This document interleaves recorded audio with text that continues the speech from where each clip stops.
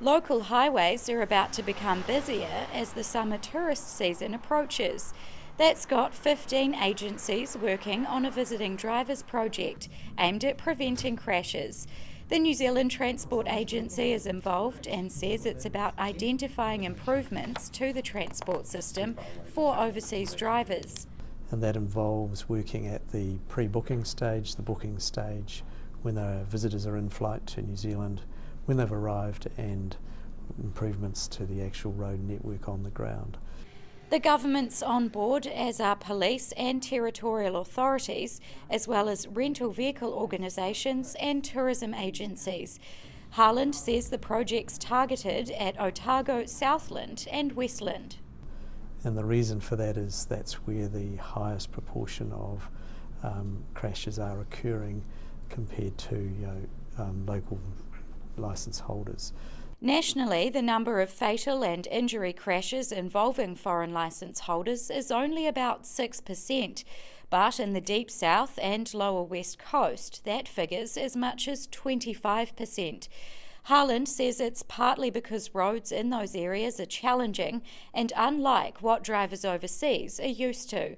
All partner organisations are contributing to the project's ongoing cost.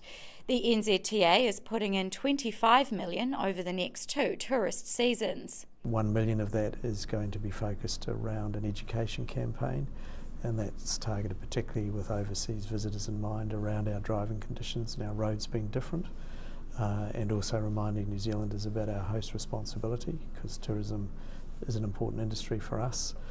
About $15 million is for actual road improvements on the state highway network. That includes things like slow vehicle lanes, pull-off areas, rumble strips and no passing lines. The money's being evenly divided between Otago, Southland and Westland. And there's another $8.7 million which we've got on the table for co-investment with local government. Visitors use local roads and some of them can be improved from a safety perspective.